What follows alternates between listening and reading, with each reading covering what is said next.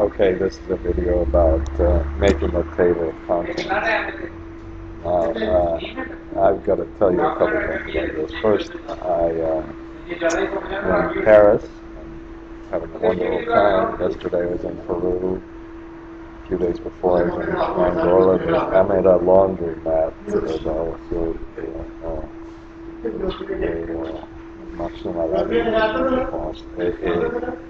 and so it might be a little bit loud in the background. I don't know. I might have to delete this video. We'll see. So let's say we have a contents. Okay, we're going to make a table of contents this time. And I'm going to do it differently. I'm going to improve this table of contents that's included with my generic macros file. Now let's just say we want to just shift the F11 a bunch and F4 a bunch. So we have a whole bunch of sheets. Now, first thing to do, which is really quite easy to make a table of contents, is we'll just list all the sheets. Okay. So if you want to do this, let's make a little macro first. Switch it off, and let's say we start in number 5. So it's as simple as going to the. I've got a couple of this is macro 2. So let's press edit. Let's call this contents. Now, if we just press for, let's say I1 sheets count, and then we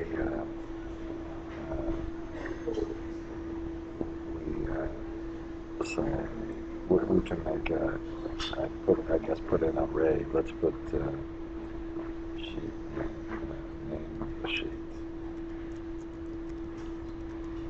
Sheet. And then let's end the loop. Okay, and now let's say we want to put these sheets in to starting in row 4, column 2. Okay, so how about let's just a minute. I have to think about something. Okay, if we want to be really fancy here, I think people are looking at me a little bit funny for talking to my computer, but whatever. What we can do is put all this whole name sheet, arranging it. Now, this is a little tricky, but it's absolutely, I think, worth it. So we could put beginning. And that, if we can put cells, let's say we want to start in the 5th row and 3rd column, and we put dot address. Okay, and we put end,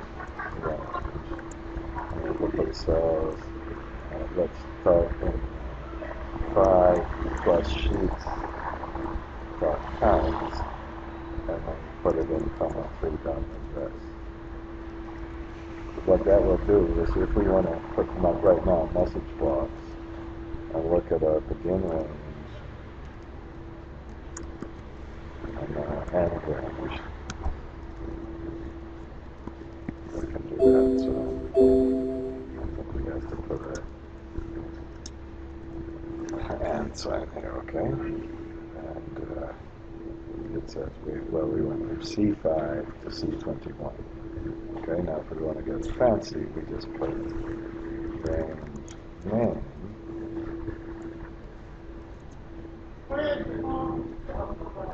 Begin range and put a little double thing. There. So now we have the range name. And here's the trick. Then you put range name.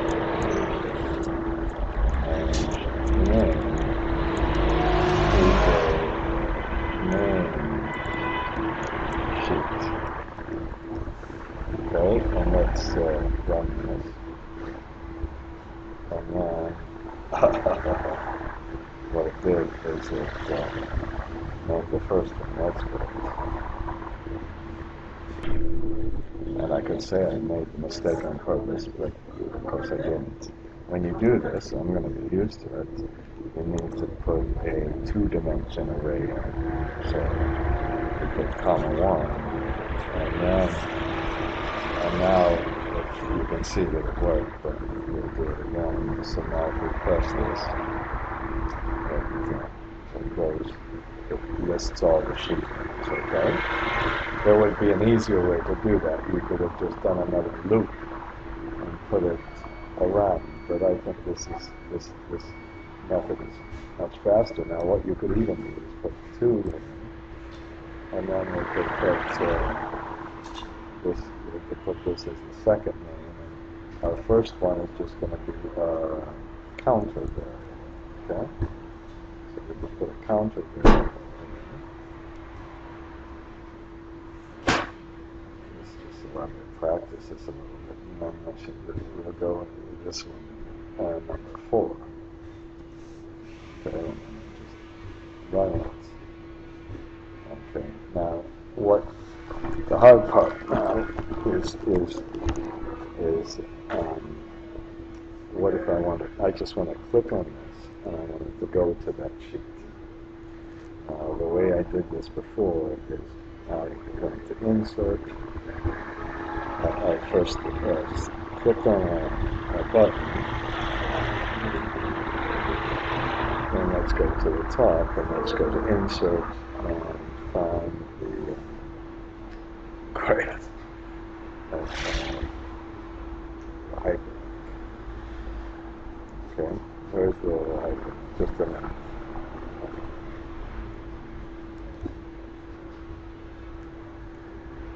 Okay, select the macro hyperlink, and then we put in the place of this document. Which one are we on? We're on this one, so we press OK. Okay, so let's see what that macro looks like. Right click, go to Assign Macro, and go to Edit.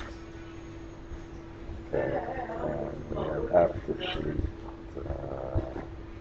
text to display, contents, and then what we have is we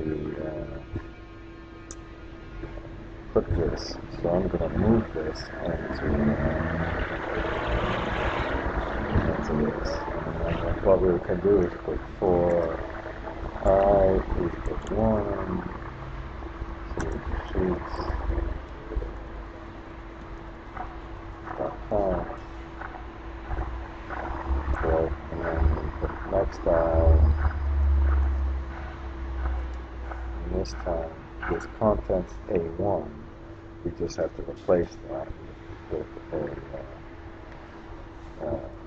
we can put a hyperlink name like this, equals name sheet,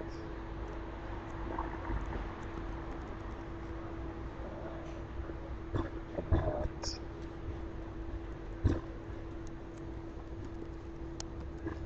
put this I,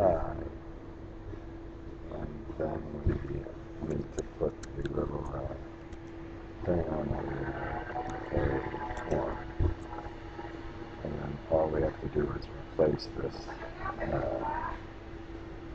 with this one, and we have to be okay. Now we better what we better do is make sure we're at the right place. Put cells, not output. This is row number 4, column number 5. Comma 5 plus I, comma 4. I think 4 plus I, comma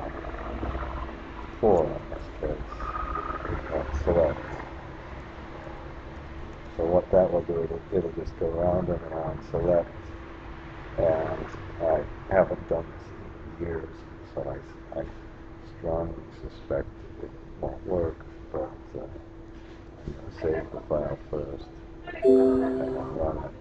And of course it didn't like this because I used the wrong name. First name, sheet I, comma 2.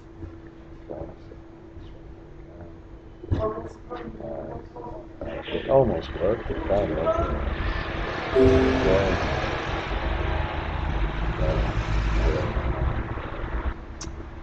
Try this, let me stop the macro for a moment. Okay, well that was a very, very minor error. Wasn't so bad. So all we had to do was put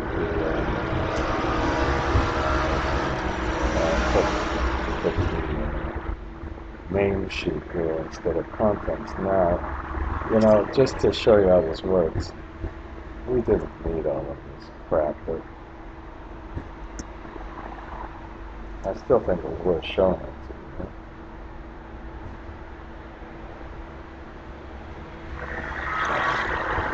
That one either. Okay, we could have done exactly the same without all of that. Okay? Now, here's the big problem, or two big problems. Now, we could also get a little fancy if we want to say down here, say, go back. Uh-oh, I have to, there's some problem with mine. Okay, it should be quieter now because,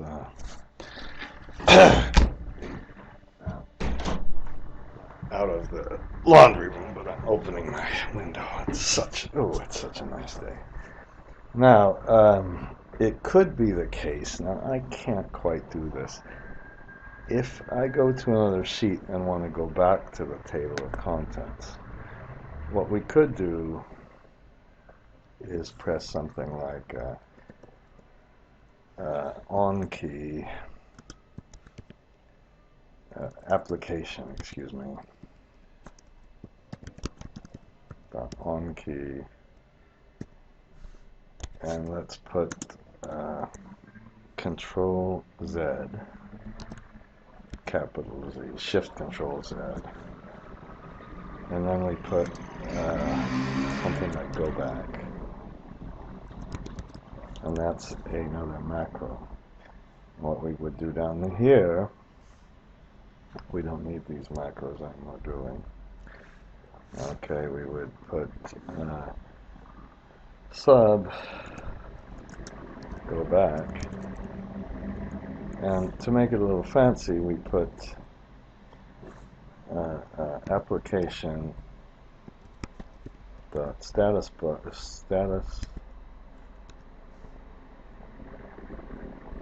bar equal, and how about shift comma control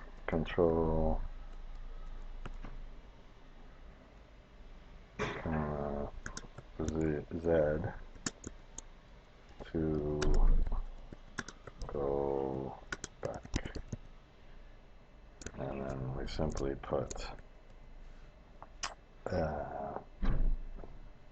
sheets 1 dot select. So it could be fancier in case it's something else, the contents. I'll try to find the name of the contents, but let's assume it's the first page. Now, the other thing is we can, after, let me see, what we'd like to do is, when it's not sheet 1, have this reset, but I don't really know how to do that, so I'm not going to do that. So let's run our macro again. Let's say we go to sheet 5, and I forgot to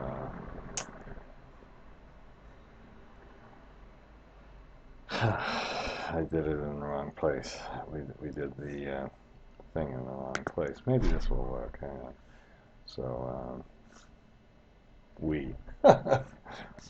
ridiculous thing to say, we. I suppose after this. No, we're gonna leave this. I'm gonna leave this. I'm gonna leave this. I'm not gonna put this here. This application really should have gone up here. Okay. So if we would have run it, it says Shift Control Z to go back, and press Shift Control Z, and Z comes back. But that's it's not really what we want to do. Here's the big problem. Let's say we go to this and we have 1, 5. That's pretty boring, but we press F11, make a graph. Okay, and we, whoops. Okay, put 2, oops. 3, 5, 7. Okay, and we make another graph. Just a second, I had something else in here, which you'll see. Now if you press Shift Control Z, at least we can go back, but I don't want it to say that anymore, okay? The problem here is that if we go to chart 1, we don't get anything. And if we run this button again, a little bit of a problem. Okay, why didn't all the sheets come up? Just a minute, let's fix that. Well, that was pretty obvious. We should have put here. So I plus 4, 3 equals I. We've just had forgotten to put that in. Okay. Now here's the problem here is when we use the hyperlink, it can't go to this. If we use this one, it can go. We press Shift Control Z and go back, but for the chart, it doesn't work. Okay. Have another chart here. All right. So I'm going to stop this video because it illustrates kind of the basics of getting the menu created. But then we're going to make it a little bit fancier. So if we press up here some control key, how about Shift Escape? Then it'll go to the sheet. Or we can press Shift Enter, whatever control key we'd like. So I'm going to stop this video.